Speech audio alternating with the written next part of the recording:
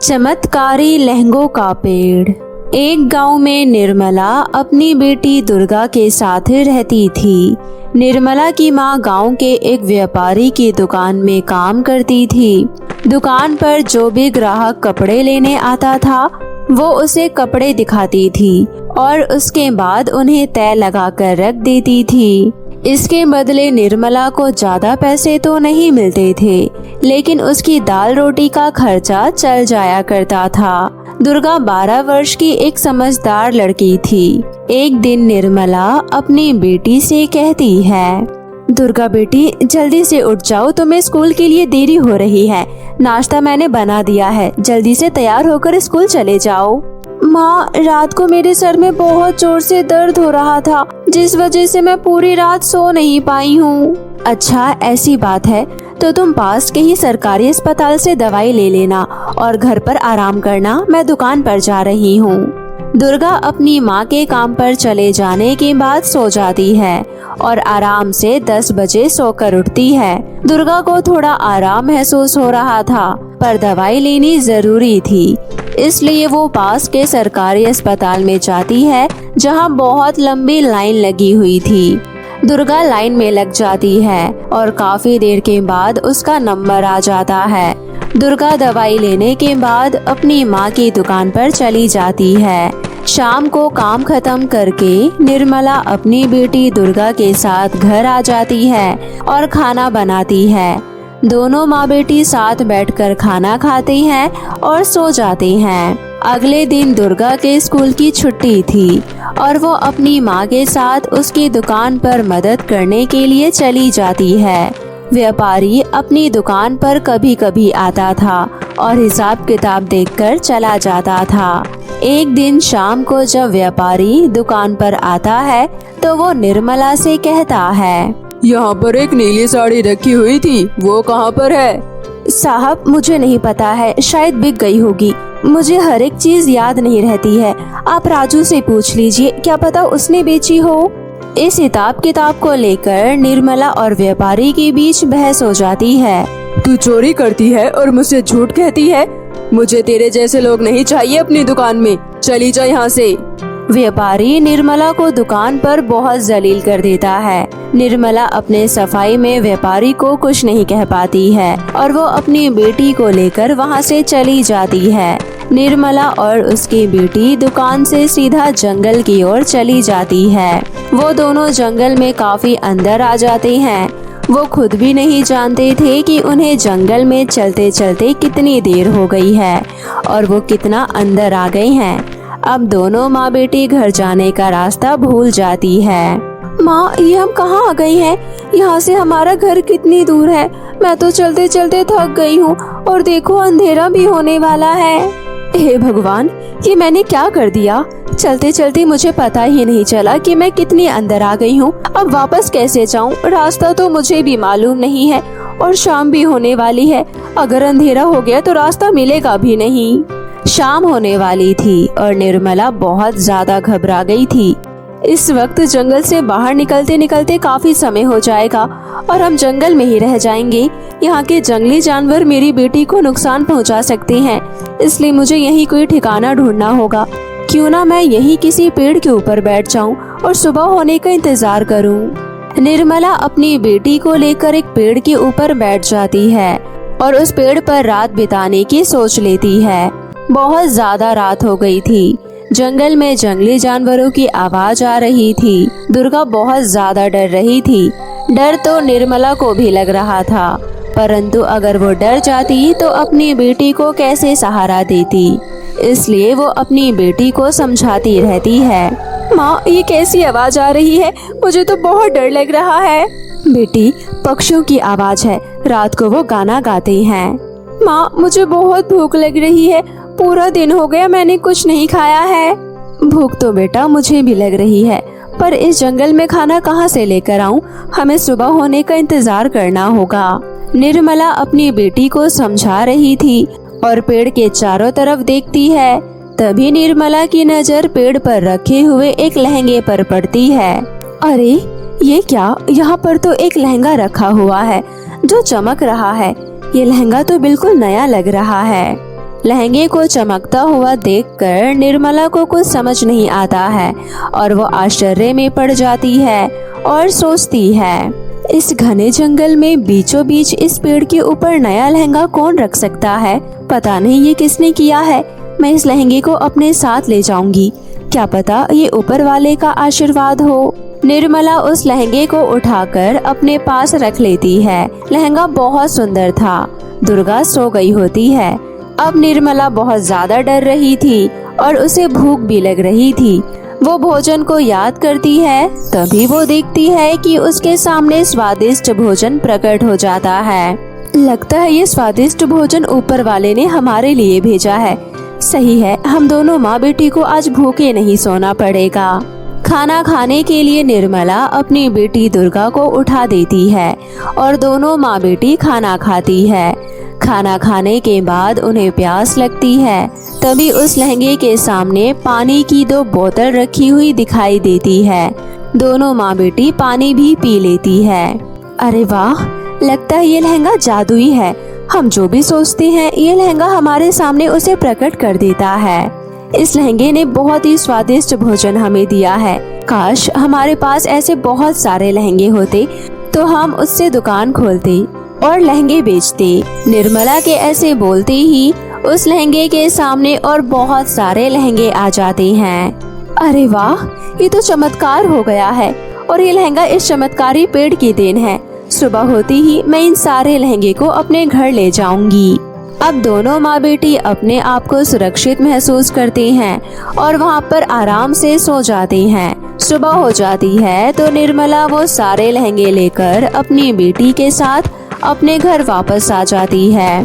थोड़ी देर तक रास्ता ढूंढने के बाद उन्हें अपने घर का रास्ता मिल जाता है। घर पहुंचने के बाद निर्मला अपने वो सारे लहंगे एक जगह पर रख देती है और उस जादुई लहंगे को अलग रख देती है। उसके बाद निर्मला किराए के लिए दुकान ढूंढती है और उसे दुकान मिल जाती है। निर्मला अपने वो सारे लहंगे ले जाकर दुकान में लगा देती है। लहंगे बहुत ज्यादा खूबसूरत थे, जिन्हें देखकर लोग लहंगे की तरफ आकर्षित हो रहे थे और सभी लोग लहंगे खरीदने आ रहे थे। निर्मला के लहंगे की दुकान को चलता हुआ देखकर सेठ हरबंस दास को बहुत ज्यादा गुस्सा आता है। सेठ हरबंस दास वही व्यापारी है जहाँ पर निर्मला पहले काम करती थी। अब वो सेठ निर्मला की दुकान को खाली करने के लिए कह देता है, क्योंकि वो दुकान सेठ की थी। सुनो, ये जमीन मेरी है, तुम यहाँ पर अपनी दुकान नहीं लगा सकती हो। जल्द से जल्द ये दुकान खाली कर दो। पर ये दुकान मैंने किराए पर खरीदी है। किराए पर खरीदी है? हम कुछ नहीं जानते, हमें पैसा वैसा कुछ नहीं चाहिए। हमें हमारी दुकान खाली चाहिए। मैं 2 दिन बाद आऊँगा, दुकान खाली हो जानी चाहिए। साहब, अगर मैं ये दुकान खाली कर दूंगी तो पैसे कैसे कमाऊंगी? अगर कोई और उपाय हो तो मुझे बताएं, मैं ये दुकान खाली नहीं करना चाहती हूँ। दुकान खाली नहीं करना चाहती हो तो इस दुकान को खरीद लो, बस यही एक उपाय है, पर तुम्हारे पास इतने पैसे नहीं होंगे। सेठ की बातों को सुनकर निर्मला का मन बहुत उदास हो जाता है और वो शाम को अपनी दुकान बंद करके घर आ जाती है। अपनी माँ को उदास देखकर दुर्गा उनसे पूछती है, क्या हुआ माँ, आप इतनी उदास क्यों हैं? सब कुछ ठीक तो है ना? बेटी, आज दुकान पर सेठ आया था और उसने दुकान खाली करने को कहा है और कहा है अगर दुकान खाली नहीं करनी है तो दुकान को खरीद लो, पर हमारे पास इतने पैसे नहीं हैं कि हम दुकान खरीद सके।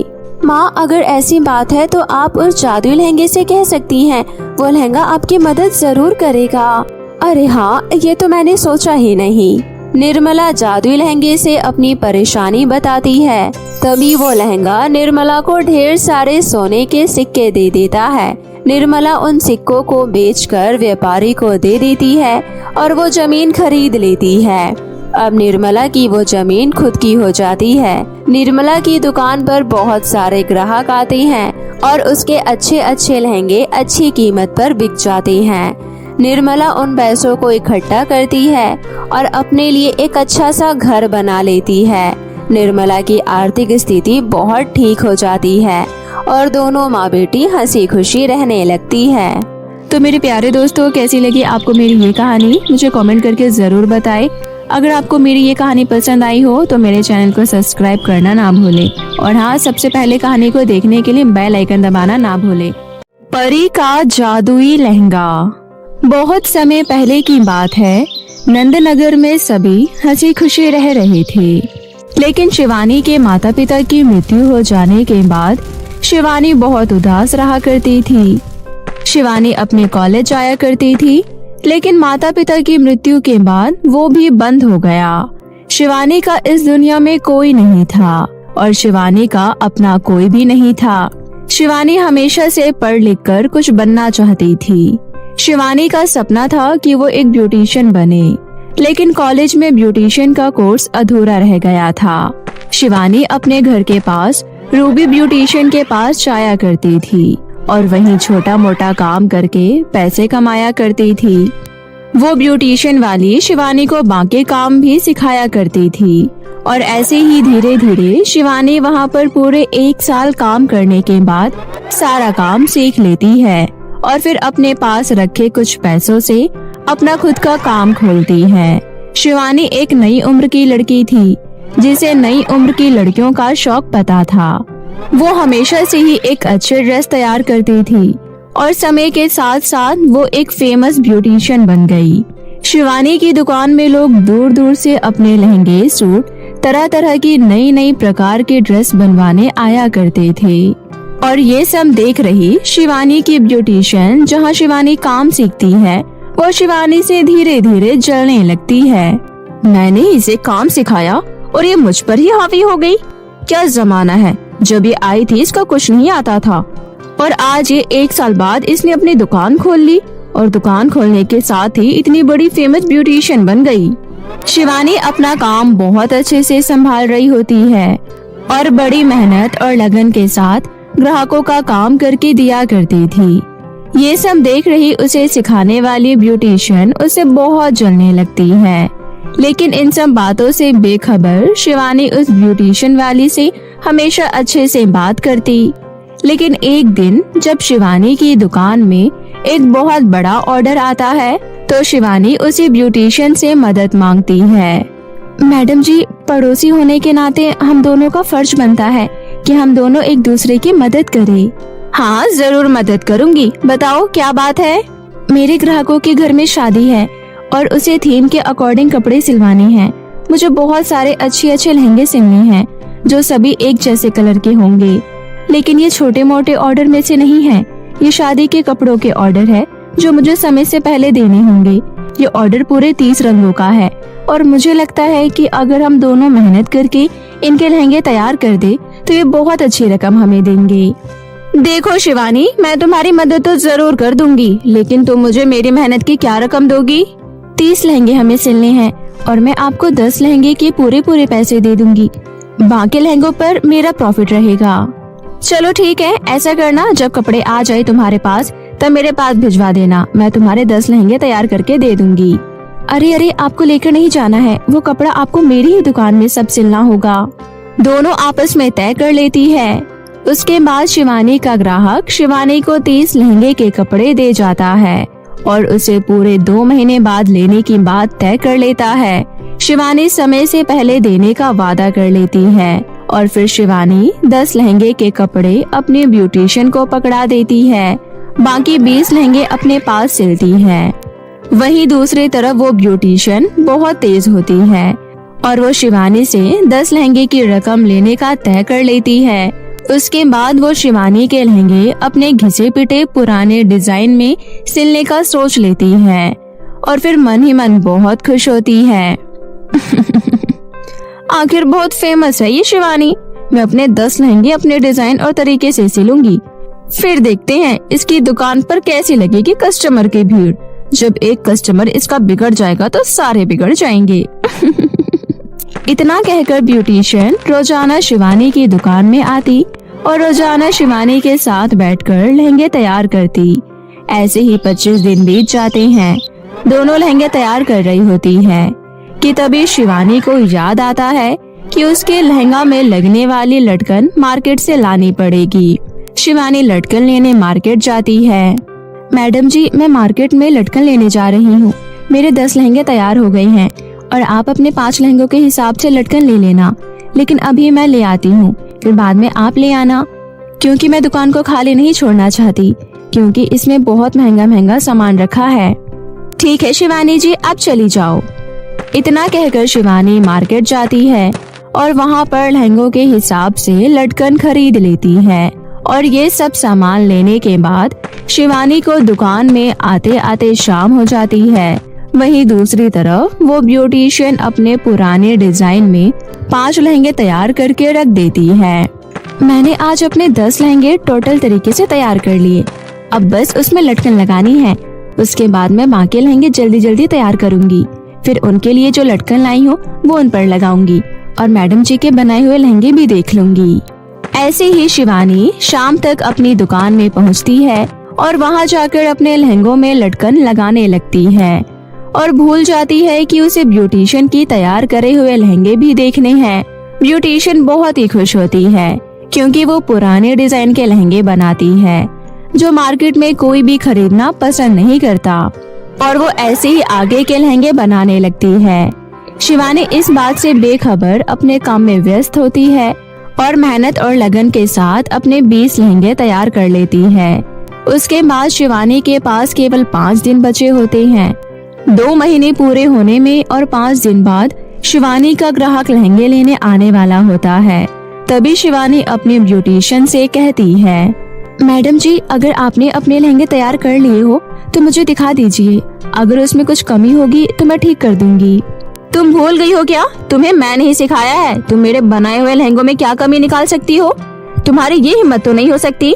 तुम्हें हमेशा से मैंने हर चीज सिखाई है और 1 साल में सीखने के बाद तुमने मुझे धोखा दे दिया और तुम अपने खुद के बिजनेस को स्टार्ट करके बैठ गई और आज तुम इतनी फेमस हो कि पूछो मत। अरे मैडम, आप गुस्सा क्यों होती हो? अगर मैं आज फेमस हूँ तो इस सब का क्रेडिट आपके ऊपर ही तो जाता है और आपको तो खुश होना चाहिए। आप मुझे गुस्से से क्यों कह रही हो? तेरी दुकान इतनी चलने की वजह से मेरा खून खौल जाता है और मैं कैसे शांति से रह सकती हूँ? कल की आई लड़की को सारा काम मैंने सिखाया और आज वो मेरे ही सर पर नाच रही है। ये ले अपने लहंगे, 10 के 10 तैयार कर दिए मैंने और मुझे मेरी रकम एडवांस चाहिए। शिवानी अपनी मैडम के बनाए हुए लहंगे देखती है और हैरान हो जाती है क्योंकि शिवानी सभी लहंगे बहुत सुंदर तरीके से और ट्रेंड में चल रहे लहंगों के हिसाब से बनाती है। वहीं दूसरी तरफ उसकी मैडम सभी लहंगे पुराने तरीके से बनाती है जो कोई भी पसंद नहीं करता। ये सब देखकर शिवानी हैरान रह जाती है कि आखिरकार उस मैडम ने जलन के कारण उसे धोखा दे दिया और इतना महंगा कपड़ा बर्बाद करके रख दिया। शिवानी बहुत चिंतित हो जाती है और उस महंगे कपड़े को खरीदने के लिए मार्केट में जाती है। मेरे दिमाग से निकल गया, वरना मैं पहले ही चेक कर लेती तो अच्छा रहता। अब इन्होंने मेरे 10 के 10 लहंगे बर्बाद कर दिए। इतना महंगा कपड़ा मैं कहाँ से लेकर आऊंगी? मेरा तो काम ही बंद हो जाएगा। अगर मेरा ग्राहक मुझसे नाराज हो गया तो मेरी दुकान ठप पड़ जाएगी। शिवानी ये सब सोचते सोचते मार्केट में पहुँच जाती है। मार्केट में बहुत देर ढूंढने के बाद उसे लहंगे के लिए कोई भी सेम कपड़ा नहीं मिलता। सभी कपड़े अलग अलग तरीके के होते हैं और कोई कपड़ा मिलता भी है तो बहुत बेकार कपड़ा मिलता है। शिवानी पूरा दिन ढूंढने के बाद थक हार के एक दुकान के बाहर बैठ जाती है। तभी रास्ते से जा रही एक परी शिवानी को देखकर रुक जाती है। क्या हुआ लड़की, तुम इतना परेशान क्यों हो? तुम्हें कोई परेशानी है तो मुझे बताओ, मैं तुम्हारी परेशानी का हल तुम्हें दे सकती हूँ। शिवानी अपनी सारी बात परी को बताती है। उसके बाद परी उससे कहती है, तुम बहुत मेहनती लड़की हो। तुमने अपना काम मेहनत और लगन के साथ किया, लेकिन तुम्हारे पार्टनर ने तुम्हें धोखा दिया है और तुम ये अच्छे से जानती हो। अच्छे कर्मों का फल हमें अच्छा मिलता है और बुरे कर्मों का फल हमें बुरा मिलता है। तुमने अच्छे कर्म किए हैं, तुम्हें अच्छा फल ही मिलेगा। मेरा ग्राहक अगर मुझसे गुस्सा हो गया तो मेरी दुकान चलना बंद हो जाएगी, क्योंकि उसने मुझे पूरे 30 लहंगे का ऑर्डर दिया था जो मुझे 5 दिन बाद लौटाना है। मेरे पास 20 लहंगे सही बनाए रखे हैं और बाकी 10 लहंगे मेरे पार्टनर ने बर्बाद करके रख दिए। अब मैं क्या करूं, कहां जाऊं? मुझे कुछ समझ नहीं आ रहा। इतना महंगा कपड़ा कहां से लेकर आऊं? तुम्हें तुम्हारी मेहनत का अच्छा फल मैं दूंगी और मैं यहाँ तुम्हारी मदद करने आई हूँ। ये लो, ये लहंगा जादुई लहंगा है, इसे तुम अपने पास रख लो और अपने दुकान में जाकर इस जादुई लहंगे से जो भी तुम मांगोगे वो तुम्हें मिल जाएगा। तुम चाहो तो इस जादुई लहंगे की मदद से 10 लहंगे सेम कलर के मांग सकती हो। क्या सच में ये जादुई लहंगा मेरा 10 लहंगा एक जैसे करके दे देगा? अरे वाह, मैं आपका दिल से धन्यवाद करना चाहती हूँ। धन्यवाद परी जी। शिवानी परी का धन्यवाद करके जादुई लहंगा अपने साथ अपने दुकान में ले जाती है और उससे कहती है, हे जादुई लहंगे, मेरे बनाए हुए 20 लहंगों की तरह बाकी 10 लहंगे भी तैयार करके दे दो, क्योंकि मुझे 5 दिन बाद लौटाना है। शिवानी के इतना कहते ही जादुई लहंगे के आसपास एक दिव्य रोशनी घूमती है और शिवानी के बनाए हुए 20 लहंगों की तरह बाकी 10 लहंगे भी तैयार हो जाते हैं और शिवानी के सामने प्रकट हो जाते हैं, जिसे देखकर शिवानी बहुत खुश होती है और खुशी से झूम उठती है। अरे वाह, ये तो बिल्कुल मेरे बनाए हुए लहंगों की तरह बनी है और ये कितने सुंदर लग रहे हैं। अब मेरे पास 30 के 30 लहंगे तैयार हैं और अब मेरा ग्राहक जब चाहे तब आ सकता है। मैं उसे उसका ऑर्डर बहुत आराम से दे सकती हूँ। 5 दिन बाद शिवानी का ग्राहक शिवानी से अपना ऑर्डर लेने आता है और वो उसे 30 के 30 लहंगे पैक करके दे देती है। इतने सुंदर लहंगे बने होते हैं कि ग्राहक खुशी से शिवानी को एक्स्ट्रा पैसे दे के जाता है और ये सब देखकर शिवानी बहुत खुश होती है और मन ही मन परी का धन्यवाद करती है। इसके बाद शिवानी अपनी पार्टनर को 1 रुपया तक नहीं देती और उससे आगे तक का नाता तोड़ लेती है। वहीं दूसरी तरफ ग्राहक के घर में शादी होती है। सभी थीम बेस्ट कपड़े पहनते हैं। शादी में आए सभी लोग इतने सुंदर सुंदर लहंगे देखकर बहुत खुश होते हैं और सभी उन लहंगों के बनाए हुए ब्यूटिशियन के बारे में पूछते हैं और सभी शिवानी के बारे में जानते हैं और फिर धीरे धीरे करके सभी अपना अपना काम शिवानी को देने लगते हैं। इस तरह शिवानी के पास ढेर सारा काम आने लगता है और शिवानी दिन पर दिन अमीर हो जाती है और अपने जादुई लहंगे की मदद से शिवानी अपनी जरूरत का सामान मंगा लेती है और अपनी खुद की एक बड़ी दुकान खोल लेती है। उसके बाद जादुई लहंगे की मदद से बहुत सारे लहंगे मांगकर अपनी दुकान में बेचा करती है और फिर ये सब करके शिवानी एक बहुत हंसी खुशी जिंदगी जी रही होती है, जिसके बाद वो गांव के बच्चों को मुफ्त में लहंगा बनाना सिखाती है।